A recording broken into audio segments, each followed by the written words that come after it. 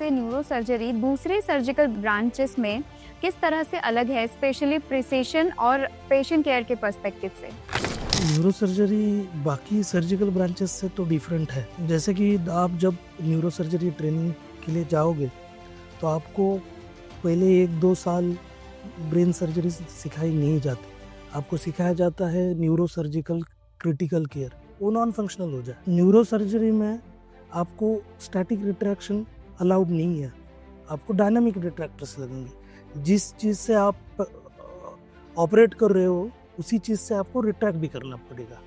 तो ये सबसे चैलेंजिंग है। जिस स्पेसिफिकली अगर न्यूरोलॉजिकल हेडेक के बारे में बोला जाए तो न्यूरोलॉजिकल हेडेक एक स्पेसिफिक पैटर्न रहता है। पेशेंट को through out the day headache रह सकता है, बट अर्ली मॉर्निंग ज़्यादा हेडेक रहेगा। ब्लरिंग ऑफ विजन है या कोई पैरालिसिस के सिम्टम्स है, साइंस है ना, तो आपको इन्वेस्टिगेशन करना पड़ेगा। आपको जल्दी से जल्दी जो भी आपके पास न्यूरो सर्जन अवेलेबल है, न्यूरोलॉजिस्ट अवेलेबल है, उनको दिखाना पड़ेगा। हर ब्रेन ट्यूमर कैंसर नहीं होता। मेंटल हेल्थ के लिए तो मैं बोलूँगा आपको 10 to 15 मिनट डेली एक्सरसाइज करनी है। आप जॉगिंग करो, वॉकिंग करो, बट आपको 10 मिनट्स एक्सरसाइज करनी है, क्योंकि जब आप एक्सरसाइज करोगे तो एंडोर्फिन सीक्रेट होगा बॉडी में, आपका मूड इलेवेट होगा। और आजकल की स्ट्रेसफुल लाइफ में आपका मूड इलेवेट होना जरूरी है। Omega 3 fatty acid and antioxidant और विटामिन B12 ये आपके डाइट में रहना चाहिए।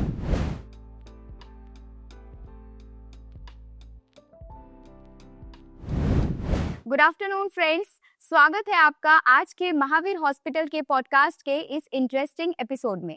मैं आपकी होस्ट नेहा और आज हमारे साथ मौजूद है एक एक्सपीरियंस्ड और respected neurosurgeon doctor Sandeep Sangle, Mahavir hospital Chhatrapati Sambhaji Nagar से। आज हम उनसे बात करेंगे ब्रेन और स्पाइन के उन चैलेंजिंग विषय पर जो एक न्यूरोसर्जन को फेस करना पड़ता है और उन इमोशनल स्टोरीज के बारे में जो इस टॉपिक को और भी यूनिक और खास बनाता है। तो चलिए शुरू करते हैं। Hello sir, so my first question is कि आपका MBBS से लेकर न्यूरोसर्जन बनने तक का सफर कैसा रहा और कौन सी ऐसी चीज है जिसने आपको सबसे ज्यादा इंस्पायर किया इस फील्ड में आने के लिए?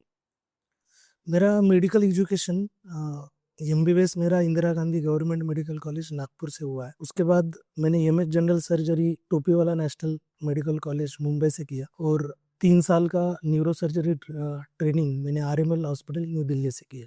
Almost medical education 13 to 14 years का था। उसके बाद स्टार्टिंग से ऐसा कोई न्यूरो सर्जन बनना ऐसा डिसाइडेड था नहीं। ब्रेन देखा था इंटर्नशिप में।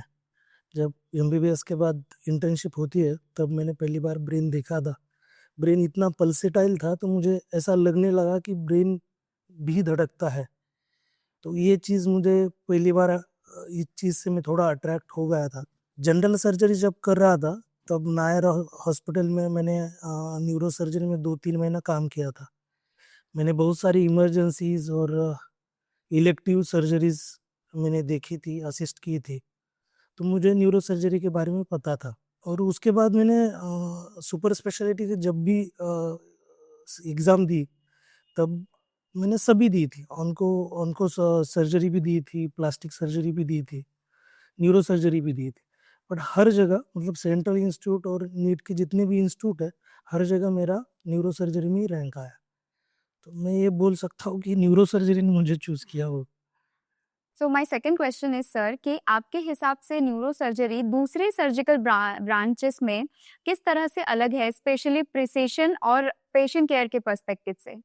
न्यूरो सर्जरी बाकी सर्जिकल ब्रांचेस से तो डिफरेंट है। जैसे कि आप जब न्यूरो सर्जरी ट्रेनिंग के लिए जाओगे तो आपको पहले 1-2 साल ब्रेन सर्जरी सिखाई नहीं जाती। आपको सिखाया जाता है न्यूरो सर्जिकल क्रिटिकल केयर। आपको ICU मैनेज करना पड़ता है, आपको डेली इंट्यूबेशन करना पड़ता है, आपको ABG देख के वेंटिलेटरी सेटिंग्स जो है वो चेंज करनी पड़ती है। प्री ऑप में मतलब प्री ऑपरेटिव सर्जरी के पहले जो ऑप्टिमाइजेशन है पेशेंट का वो सिखाया जाता है। ऑपरेशन के बाद क्या मैनेजमेंट है वो सिखाया जाता है। तो बाकी भी सर्जिकल ब्रांचेस में होगा, बट न्यूरो सर्जरी में इस पे ज़्यादा स्ट्रेस दिया जाता है। दूसरी बात है control of bleeding. Her surgery में जब आप बेसिक सर्जिकल टेक्निक्स में कंट्रोल ऑफ ब्लीडिंग सिखाया जाता है, तो इसमें सबसे बेसिक है कि सर्जिकल नॉट, जो कि बाकी ब्रांचेस में यूज़ होती है, न्यूरो सर्जरी में कोई काम में आती नहीं। ब्लड वेसल है, आपको एक थ्रेड पास करना है और नॉट लेके वो कट करनी है जिससे आपकी ब्लीडिंग कम हो जाए। तो न्यूरो सर्जरी में ब्लड वेसल इतनी छोटी रहती है, वो आंखों से दिखती भी नहीं, तो आपको माइक्रोस्कोप में देखना पड़ता है। तो जो सर्जिकल नॉट कुछ काम में आती नहीं। दूसरी चीज़ है, ब्रेन में थ्रोम्बोप्लास्टिन एक कोगुलेटिंग फैक्टर है, वो सबसे ज़्यादा होता है। जब भी आप सर्जरी करते हो या ब्रेन की हैंडलिंग भी होती है, तब ये ब्लड में रिलीज होता है। तो ये जो थ्रोम्बोप्लास्टिन है, ये नॉर्मल जगह पे भी ब्लड वेसल में भी क्लॉटिंग कर सकता है। तीसरी बात है रिट्रैक्शन। कोई भी सर्जरी हो, बाकी सर्जरीज में रिट्रैक्टर यूज होता है, जो नॉर्मल टिश्यू है उसको रिट्रैक्ट करते हैं जिससे पैथोलॉजी आपको अच्छे से दिख जाए। बट न्यूरो सर्जरी में आप रिट्रैक्टर लगाओगे, नॉर्मल ब्रेन को आप रिट्रैक्ट करोगे, तो ओवर द टाइम जो नॉर्मल न्यूरॉन्स है ब्रेन में, वो डैमेज होना चालू होता है। और आपकी सर्जरी 3-4 घंटे चलती है, तो 3-4 घंटे में शायद वो जो पार्ट है जो आपने रिट्रैक्ट किया था, वो नॉन फंक्शनल हो जाए। तो न्यूरो सर्जरी में आपको स्टैटिक रिट्रैक्शन अलाउड नहीं है, आपको डायनामिक रिट्रैक्टर्स लगेंगे। जिस चीज़ से आप ऑपरेट कर रहे हो, उसी चीज़ से आपको रिट्रैक्ट भी करना पड़ेगा। तो ये सबसे चैलेंजिंग है। जिस चीज़ से आपको ऑपरेट करना है, उससे आपको नॉर्मल टिश्यू भी रिट्रैक्ट करने हैं, ये चैलेंजिंग है। और सबसे लास्ट में आपने प्रिसीजन भी बोला था, तो प्रिसीजन ब्रेन में ऐसे है कि कुछ पार्ट्स के स्पेसिफिक टास्क रहते हैं ब्रेन में।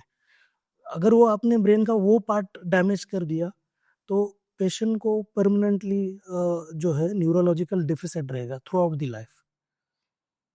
तो प्रिसीजन बहुत इम्पोर्टेंट है। तो सर आपके ओपीडी में सबसे ज़्यादा केसेस कौन से देखने को मिलते हैं? वर्टिगो, स्पाइन या फिर trauma cases? Trauma cases OPD में नहीं आते, वो ओके। तो इमरजेंसी में आते हैं। ओपीडी में सबसे ज़्यादा रहते हैं हेडेक वाले पेशेंट्स, सभी एज ग्रुप के। स्टूडेंट भी रहते हैं, यंग फीमेल्स रहती है, ओल्ड एज वाले भी पेशेंट रहते हैं। तो हेडेक सबसे कॉमन कंप्लेंट लेके आते हैं पेशेंट। दूसरा कॉमन कंप्लेंट है कि neck pain and back pain. जो ओल्ड एज पेशेंट है अबव 50, तो वो जनरली डिजेनरेटिव स्पाइन के पेशेंट रहते हैं, वो नेक पेन और बैक पेन लेके आते हैं। तो सर मेरा अगला क्वेश्चन है कि लोग ये जो हेडेक है ये बहुत कॉमन प्रॉब्लम है आज की जनरेशन में। तो लोगों को लगता है कि ये कोई सीरियस इशू है, बट हम ये कैसे पहचानें या फिर लोग ये कैसे पहचानेंगे कि ये जो हेडेक है वो कॉमन है या फिर कोई न्यूरोलॉजिकल इशू है इसके पीछे? जैसे अगर ओपीडी में 10 पेशेंट हेडेक के आते हैं, तो अगर अपन उसको 2 ग्रुप में डिवाइड करें, तो एक ग्रुप होगा प्राइमरी हेडेक, जिसमें कोई इस्टेब्लिश कॉज नहीं है बट पेशेंट को हेडेक है। और दूसरा ग्रुप होगा सेकेंडरी हेडेक, जिसमें कॉज इस्टेब्लिश है, जरूरी नहीं है वो न्यूरो सर्जरी का ही हो। पेशेंट को साइनोसाइटिस हो सकता है, जिसमें भी हेडेक होता है, वो ईएनटी का इशू है। मायोपिया हो सकता है, उसमें वो ऑफ्थेल्म का इशू है, बट पेशेंट को हेडेक रहेगा, बट कॉज है कुछ ना कुछ। तो न्यूरोलॉजिकल हेडेक भी सेकेंडरी हेडेक में आता है।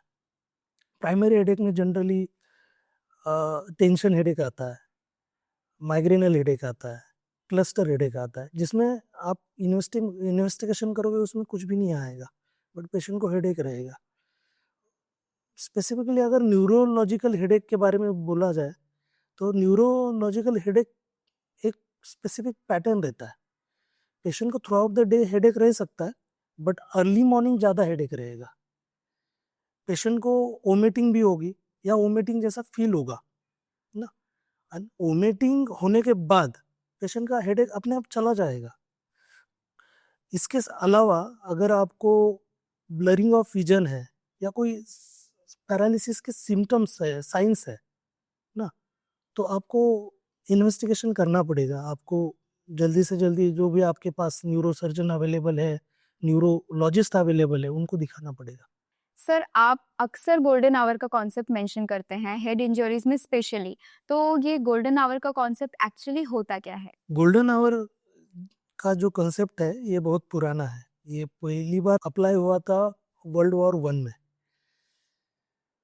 ये सभी इमरजेंसी के लिए एप्लीकेबल है। हर इमरजेंसी के लिए आप गोल्डन आवर अप्लाई कर सकते हो, बट न्यूरो सर्जरी में ये बहुत क्रूशियल होता है। रीज़न ये है कि बॉडी में बहुत सारे ऑर्गन हैं, ब्रेन भी एक ऑर्गन ही है। ब्रेन अबाउट 25% आपकी बॉडी की एनर्जी कंज्यूम करता है, तो ब्रेन को कांस्टेंट सप्लाई ऑक्सीजन और ग्लूकोज का लगता है। जब भी कोई प्राइमरी ब्रेन इंजरी होती है, उसका कारण ट्रॉमा हो, स्ट्रोक हो, तो उसमें मेटाबॉलिक ब्रेन की मेटाबॉलिक डिमांड बढ़ जाती है ना, तो आपको ज़्यादा ऑक्सीजन और ग्लूकोज सप्लाई करना पड़ेगा। अगर वो फुलफिल नहीं हुआ तो बहुत सारे कैस्केड ऑफ रिएक्शन जो है, केमिकल रिएक्शन ब्रेन में चालू होते हैं और वो सेकेंडरी ब्रेन डैमेज करते हैं, इंजरी करते हैं। और ये सेकेंडरी ब्रेन इंजरी जो रहती है वो इरिवर्सिबल है। अब टाइमली अगर अपन इंटरवीन करेंगे तो ये सेकेंडरी ब्रेन इंजरी प्रिवेंटेबल है। तो इसमें इंटरवेंशन सिंपल भी हो सकता है। आप एयरवे जो है सिक्योर करो या ऑस्मेटिक एजेंट चालू करो, तो भी सेकेंडरी ब्रेन इंजरी जो है वो प्रिवेंट कर सकती है। कुछ कुछ पेशेंट को इमरजेंसी क्रेनेक्टोमी भी लगती है, जो ब्रेन में ब्लीडिंग हुआ है उसके लिए जो है इमरजेंसी में क्रेनेक्टोमी भी लग सकती है। सर, बहुत लोगों का ऐसा मानना है कि ब्रेन ट्यूमर का मतलब कैंसर होता है, तो क्या ये सच है? नहीं, हर ब्रेन ट्यूमर कैंसर नहीं होता। ब्रेन ट्यूमर दो टाइप के रहते हैं, एक बिनाइन ब्रेन ट्यूमर रहता है और एक मैलिग्नेंट ब्रेन ट्यूमर रहता है। बिनाइन ब्रेन ट्यूमर ये कैंसरस नहीं रहते, ये सौम्य प्रकार के ट्यूमर बोल सकते हैं, जो कि बॉडी में फैलते नहीं। इसको ऑपरेशन करने के बाद कोई रेडियोथेरेपी, कीमोथेरेपी नहीं लगती है, 100% क्यूरेबल है। दूसरा है मैलिग्नेंट ब्रेन ट्यूमर, ये कैंसरस रहते हैं, ये बॉडी में फैल सकते हैं आपके। अगर आप टाइमली ट्रीटमेंट नहीं लोगे तो ये दूसरे ऑर्गन्स में भी फैल सकते हैं। और ये भी 4 स्टेज में रहते हैं। पहले 2 स्टेज में आपको सर्जरी लगता है, कीमो रेडियोथेरेपी नहीं लगता है। जनरली हम ऑब्जर्व करते हैं ओवर द टाइम। और स्टेज 3 और स्टेज 4 में पेशेंट को ऑपरेशन भी लगता है, रेडियोथेरेपी भी लगती है ना। और रेडियोथेरेपी और एडजुवेंट थेरेपी इसलिए लगती है कि इससे पेशेंट की क्वालिटी ऑफ लाइफ जो है वो इम्प्रूव होती है और सर्वाइवल ईयर्स भी बढ़ जाते हैं पेशेंट के। तो मतलब सिर्फ स्टेज 3 स्टेज 4 वाले जो मैलिग्नेंट ब्रेन ट्यूमर है, इसको ही आपको रेडियोथेरेपी लगती है, कीमोथेरेपी लगती है। बाकी तो क्यूरेबल है, बाकी तो ट्यूमर क्यूरेबल है। बिनाइन में तो 100% क्यूरेबल है। Okay. So sir, spine injuries से या स्पाइन सर्जरीज से लोग बहुत डरते हैं। उनका ऐसा मानना है या फिर उनका ऐसा कहना है कि उसके बाद पैरालिसिस हो सकता है या फिर लाइफ टाइम पेन रह सकता है। तो आपके एक्सपीरियंस में आपको क्या लगता है कि क्या-क्या मिसकॉन्सेप्शंस है इस बारे में? मिसकंसेप्शन से बेटर वर्ड है मिसगाइड। ओके। बहुत सारे पेशेंट मिसगाइड होते हैं एक्चुअली। पेशेंट हमारे पास आते हैं, हम सर्जरी एडवाइस करते हैं। पेशेंट घर जाके रिलेटिव से या जो भी पहचान वाले उनसे बात करते हैं। वो लोग बोलते हैं कि नहीं, सर्जरी मत कराओ, हमारा एक पेशेंट था, अभी भी बेड रिडन ही है, पैरालिसिस है, तो वो लोग सर्जरी अब नहीं करते। और कुछ कुछ आपके पास पेशेंट आते हैं जो कि उनको सर्जरी ऑलरेडी बाकी डॉक्टर ने बोला रहता है कि सर्जरी लगेगी, बट स्टिल वो जो है कि अवॉइड करते हैं सर्जरी। वो बोलते हैं आप मेडिसिन ही दे दो ना। यही पेशेंट आपके पास 3-4 साल बाद फिर आते हैं, बोलते हैं कि सर नहीं नहीं अब करो सर्जरी, क्योंकि आप तो पैरालिसिस हुआ, अब आप हम चल नहीं पा रहे, तो आप सर्जरी करो। होता क्या है कि डिफरेंस दोनों सिनेरियो में ये रहता है कि पहले इसमें नर्व डैमेज नहीं थी आपकी, आप चल पा रहे थे, सिर्फ आपको पेन था, बट आपने सर्जरी नहीं की। आप 3 साल के बाद फिर से आप आते हो, आपको पैरालिसिस होता है, आपने सर्जरी की नहीं, आपकी नर्व डैमेज हुई है। आज आप वही सर्जरी करोगे जो 3 साल पहले कर रहे थे, करने वाले थे ना। बट सर्जरी के रिजल्ट्स उतने आते नहीं। आप नर्व जो डैमेज हुए आपको बना नहीं सकते, नहीं। आप उसको डिकम्प्रेस कर सकते हो, उसको पूरी तरीके से डिकम्प्रेशन जो कंप्रेशन है उसके ऊपर वो हटा सकते हो, बट वो बना नहीं सकते आप। तो पेशेंट को फिर टाइम लगता है। तो आप टाइमली ऑपरेट करोगे तो आपको कोई पैरालिसिस नहीं होगा, आपको कोई रेसिडुअल पेन भी नहीं रहेगा। बस आपने टाइमली ऑपरेट करना चाहिए। आजकल न्यूरो सर्जरी ने टेक्नोलॉजीज में काफ़ी सारा प्रोग्रेस लाया है, जैसे कि एंडोस्कोपिक में, नेविगेशन सिस्टम और मिनिमली इन्वेसिव सर्जरीज में। तो आपके हिसाब से कौन सी एडवांसमेंट या कौन सी टेक्नोलॉजीज में इन सब में ज़्यादा डिफरेंस लाया है? देखो, पहले कन्वेंशनल न्यूरो सर्जरी जो थी ना, उसमें जो सर्जरीज थी बहुत लेंदी चलती थी। 8-9 घंटे चलती थी सर्जरीज, कॉम्प्लेक्स भी थी सर्जरी। अभी जो कुछ न्यूरो नेविगेशन है, एंडोस्कोपी कितना काम बढ़ गया है, इससे वही सर्जरीज सिंपल भी हुई है और शॉर्ट भी हुई है ना। आजकल तो एंडोस्कोपिक स्पाइन में आजकल आप पेशेंट एडमिट करते हो, आप ऑपरेट करते हो और उसी दिन इवनिंग में आप पेशेंट डिस्चार्ज भी कर सकते हो। Day care surgeries neuro surgery में, कन्वेंशनल न्यूरो सर्जरी में नहीं था कंसेप्ट। अभी तो डे केयर सर्जरी भी हो रही है। जैसा कॉर्टिकल ब्रेन मैपिंग रहता है, तो वो फंक्शनल मैप रहता है आपके ब्रेन का। जो भी आपके ब्रेन का पार्ट है वो कौन से स्पेसिफिक टास्क करता है, ये प्री ऑपरेटिवली आप बता सकते हो कि ये पार्ट है, ये टास्क करता है। तो ऑपरेशन के पहले उसको आप लेबल कर लोगे, मैपिंग कर लोगे, तो आप वो डैमेज करना अवॉइड करोगे। दूसरा है अवेक क्रेनेटोमी। अवेक क्रेनेटोमी ऐसी होती है कि आप ब्रेन की सर्जरीज करते हो और पेशेंट आपसे बात करता है। सर्जरी के टाइम भी आपसे पेशेंट बात करता है ना, आपके कमांड फॉलो करता है। तो एक्यूरेसी तो बढ़ गई है। न्यूरो नेविगेशन ये रियल टाइम गाइड है। मतलब आप ऑपरेट कर रहे हो, वो आपको बताएगा कि कौन सा ट्यूमर है, कौन सी पैथोलॉजी है, कौन सा नॉर्मल ब्रेन टिश्यू है ना। इससे दो चीजें हो गई, एक तो जो नॉर्मल ब्रेन है वो डैमेज नहीं होगा, कम डैमेज होगा, और आप टोटल जो पैथोलॉजी है टोटल रिमूव कर सकते हो। सर, न्यूरो सर्जरी इमोशनली एक चैलेंजिंग फील्ड है, तो आप अपनी प्रोफेशनल और पर्सनल लाइफ को किस तरह से बैलेंस करते हैं? पर्सनल लाइफ तो हैम्पर होती है न्यूरो सर्जरी में।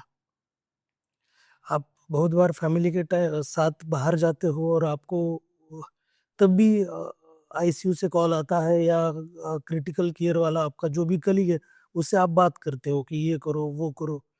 तो फैमिली तो कंप्लेन करती है कि यहाँ पे भी यही चालू है, आपका काम ही चालू है।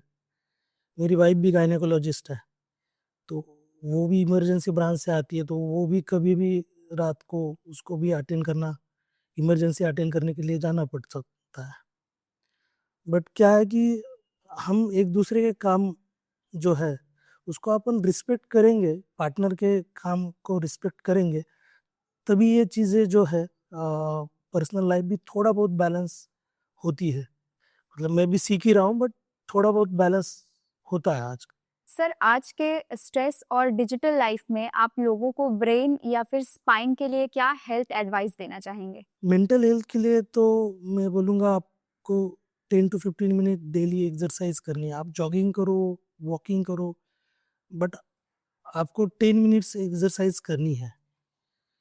क्योंकि जब आप एक्सरसाइज करोगे तो एंडोर्फिन सीक्रेट होगा बॉडी में, आपका मूड इलेवेट होगा। और आजकल की स्ट्रेसफुल लाइफ में आपका मूड इलेवेट होना जरूरी है। दूसरी एडवाइस दूंगा, बैलेंस डाइट। आपके डाइट में जंक फूड जो है वो अवॉइड करना चाहिए आपने। आपको omega 3 fatty acid and antioxidant और विटामिन B12 ये आपके डाइट में रहना चाहिए। जितनी मैंने प्रैक्टिस की है अपने इंडिया में, तो भी फीमेल्स जो है, अगर 10 पेशेंट है आपके पास तो 7 पेशेंट को B12 डिफिशियंसी है। तो आपको डाइट में B12 जो है सप्लीमेंट्स या ये लेना चाहिए, क्योंकि B12 ये है जो कि ब्रेन की कवरिंग बनाता है, नर्व के माइलिनेशन में वो काम करता है। तो B12 डाइट में रहना जरूरी है। दूसरी बात है sleep. 6 to 8 hour normal brain function के लिए आपको स्लीप जरूरी है, 6 से 8 घंटा। हाइड्रेशन हाइड्रेशन बहुत सारे पेशेंट मेरे पास आते हैं, यंग पेशेंट रहते हैं, जो सीजर लेके आते हैं या वेनस ब्लीड रहता है, उसमें आप इन्वेस्टिगेशन करते हो उसमें कुछ भी नहीं आता, कॉज रहता है डिहाइड्रेशन ना। तो आपको daily 2 to 3 litres per day आपको वाटर इनटेक आपका होना चाहिए। स्पाइन के लिए मैं ये बोलूँगा कि आपका जो पोस्चर है, आपको अच्छा पोस्चर मेंटेन करना चाहिए, जिसके कारण सभी वर्टिब्रा में आपका जो वेट है वो डिस्ट्रीब्यूट हो जाए। ओल्ड एज जो पेशेंट है उसके लिए मैं ये बोलूँगा कि आपको 3 चीज़ें अवॉइड करनी है। पहला तो वेट लिफ्टिंग नहीं करनी है, क्योंकि ऑलरेडी आपके डिस्क में डिजेनरेटिव चेंजेस स्टार्ट हो गए, तो आपको वेट लिफ्टिंग नहीं करनी है। आपको फॉरवर्ड बाइंडिंग नहीं करनी है, मतलब आगे झुक के काम नहीं करना है, अवॉइड करना है आपको। और प्रोलॉन्ग सिटिंग जो रहता है, जो IT कंपनीज में जो वर्कर्स रहते हैं 8-8 घंटे बैठते हैं, तो उनको डिस्क प्रॉब्लम बहुत कॉमन है। तो आपको अवॉइड करना है, 1-2 घंटे में आपको ब्रेक लेना है ना। थोड़ा सा आप वॉक कर सकते हो या थोड़ा चल के आ सकते हो, थोड़ा ब्रेक लेना पड़ेगा। यंग पीपल के लिए, और जो आपने ओल्ड पीपल के लिए बताया, और जो यंग है उनके लिए? यंग जो यंग पेशेंट्स आते हैं जनरली वो तो मेरे पास ट्रॉमा, स्पाइन ट्रॉमा लेके आते हैं। कोई रोड ट्रैफिक एक्सीडेंट रहता है, कोई हाइट से गिरा रहता है, तो उसके कारण फ्रैक्चर आते हैं। बट डिजेनरेटिव चेंजेस में ये मैंने जो 3 चीज़ें बोली वो आपको अवॉइड करनी है। यंग पेशेंट में भी आप पोस्चर मेंटेन कर सकते हो, एक्सरसाइज आप अच्छे से कर सकते हो, जिसके कारण स्पाइन पे प्रेशर ना आ जाए। सर, टेक्नोलॉजी और एक्सेसिबिलिटी के मामले में न्यूरो सर्जरी का फ्यूचर क्या होगा आपके हिसाब से? देखो, आप हिस्ट्री में भी देखोगे न्यूरो सर्जरी के, तो 1950 में CMC वेल्लोर में पहली बार न्यूरो सर्जरी डिपार्टमेंट इस्टेब्लिश हुआ। उसके बाद न्यूरो सर्जरी में जितना भी काम किया है ना इंडियन न्यूरो सर्जन ने, जैसा डॉक्टर अतुल गोयल है, हेड ऑफ द डिपार्टमेंट थे KEM में, उन्होंने first time C1 C2 fixation किया था।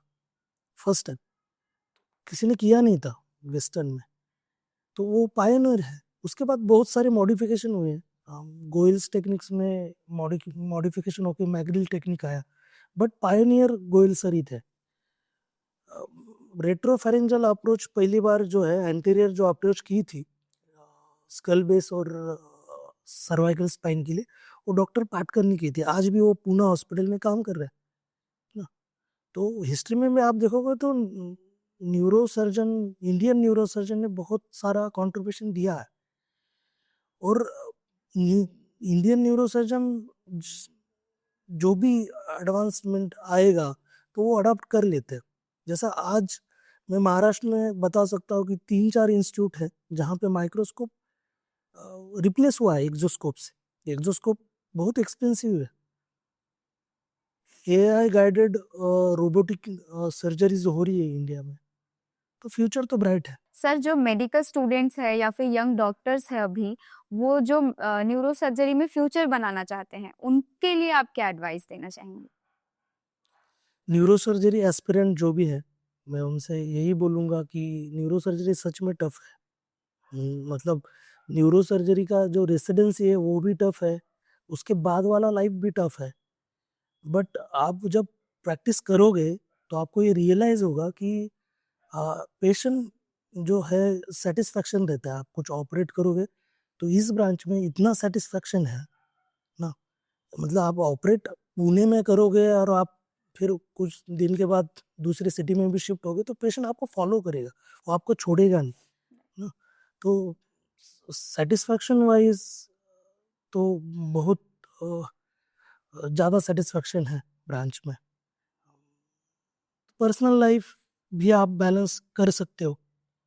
Thank you so much sir for Thank you. Connecting with us. So बहुत ही इंस्पायरिंग बातचीत रही डॉक्टर संदीप सर के साथ, और उन्होंने इस टॉपिक पर हमें काफ़ी सारे वैल्यूएबल इंसाइट्स भी दिए। तो अगर आपको ये वीडियो पसंद आया हो तो महावीर हॉस्पिटल के यूट्यूब चैनल को अभी सब्सक्राइब करें। मिलते हैं अगले एपिसोड में।